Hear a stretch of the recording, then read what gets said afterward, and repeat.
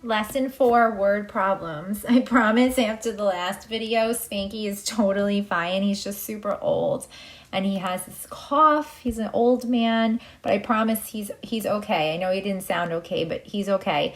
Today we're going to be setting up ratios from a word problem. So the steps are here in the box. Write ratio in word form. So I always like to write it in labels first. So if you look at example 1, you'll see dogs over cats. Set up a proportion, so that's our two ratios with an equal sign in between. And then we're going to cross multiply and solve for x, and then we always want to make sure our answer makes sense at the end of the problem. So if you take a look at example 1, there are 5 dogs for every 3 cats. So we're comparing dogs to cats. And that is why here off to the side, you'll see written in words, dogs over cats. There are 5 dogs for every 3 cats. If there are 20 dogs at the store, how many cats are at the store? So they're telling us there's 20, and then we have to find how many cats. They're telling us that there's 20 dogs, and we have to figure out how many cats. So now that I have off to the side dogs over cats, 5 dogs for 3 cats, now I know my other ratio or my other fraction, the 20 dogs has to go on top because everything in the numerator is dogs. I'm trying to figure out how many cats. That value is missing, so I'm going to put an x in the denominator where all the cat values are. We're going to set up a proportion, so I'm going to put an equal sign in between and cross multiply. So 5 times x is 5x equals, and now go in the other direction, 3 times 20 is 60. We're going to solve for x by dividing by 5 on both sides, and we get x is equal to, so 60 divided by 5, I have 12. So if there are 20 dogs, in order for this to be proportional, there would have to be 12 cats. And again, with this, you want to make sure you put the labels because, again, you want to make sure everything makes sense. I know I haven't really promoted putting labels, but for this ratio and unit rate unit, it's important that you have the labels there so you make sure that everything is consistent. Number 2, on a map, 2 inches represents 40 miles. So we're comparing inches, so I'm going to write it in words, to miles. And we know that 2 inches is being compared to 40 miles. On the map, the distance from city A to city B is 9 inches. What is the actual distance? So 9 inches needs to go on the top in the numerator with all of my inch values. And then the actual distance that we're looking for would be in miles. So I'm going to, again, put a variable there because that value is missing. We're going to set up a proportion. So I'm going to put an equal sign and cross multiply. 2 times x is 2x equals, now go the other direction, 9 times 40 is 360. Divide by 2 in order to solve for x and get it alone. X is equal to 180. And then again, we were looking for miles. And that's what's so great about this already being labeled over here, because I now can go back and see, okay, X was on the bottom with my label of miles. So I have just figured out that my answer is 180 miles. Keeping everything neat, organized, and labeled. Number 3, a building is 36 meters tall and casts a shadow of 12 meters.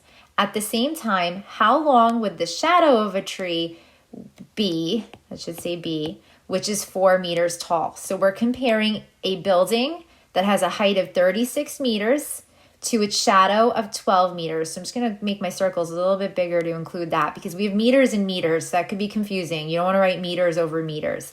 So I'm going to write meters tall over shadow meters.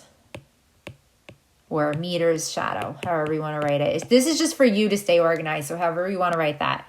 So I have a 36-foot tall building that has a 12-meter shadow. And now I'm comparing it to a tree that they ask how long would the shadow of a tree be, which is 4 meters tall. So if the tree is 4 meters tall, that needs to go on the top. And I'm trying to figure out how long the shadow would be. So the shadow is missing, so I want to put the X on the bottom where the shadow is. Put my equal sign and cross multiply. 36 times x is 36x. 4 times 12 is 48. Divides both sides by 36 to get that variable alone. X is equal to, and now I do 48 divided by 36. and I get 1.333333 repeating. So I'm going to make that a fraction. So it would be 1 1/3. You can put it as 4/3. If you're going to write the decimal, then you need to put 1.3 with a bar over it because it doesn't tell us what to round to. So any of those versions would be fine. And then you should have the label of meters. Okay, so any of those would be fine. Number 4, the corresponding sides. Corresponding sides means sides that are in the same spot. So for example, it says the corresponding sides of similar triangles are proportional. So if we look at the triangle on the left and you look at the triangle on the right, 5 corresponds to 15. The 6 on the bottom corresponds to X. Notice the symbols that I'm putting to show that those sides correspond to one another, meaning that they're in the same spot.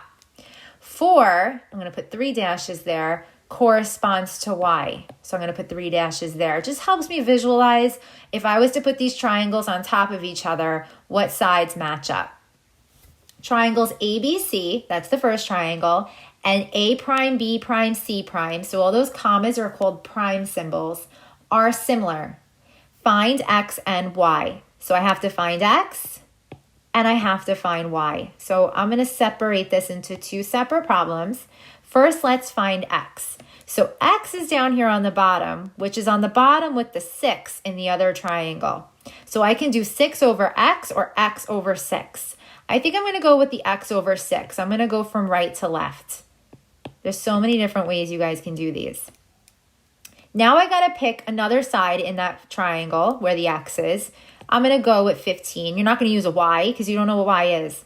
So if I choose 15, then I'm going to have to use the 5 in the other triangle. Again, because I went from right to left, I need to stay right to left. So 15 over 5 equals, and now cross multiply. So 5 times X is 5X. 6 times 15. And again, there's so many different ways you guys can set these up. So we could talk about other ways that you might have used in class tomorrow. And then that gives me 90 and divide by 5.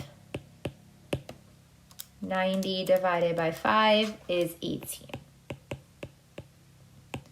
So X would have to be 18. Okay, I'm going to erase everything that I circled and marked up here because now we have to go find Y. So if I have to find Y, which is here, it corresponds to this 4. So again, I'm going to go from right to left, so Y over 4. I don't want to use the side that says X. I want to use what I know. So I have a 15 in that same triangle with the Y, and that 15 corresponds to the 5 in the other triangle. So 15 over 5 equals, and then cross multiply. 5 times Y is 5Y.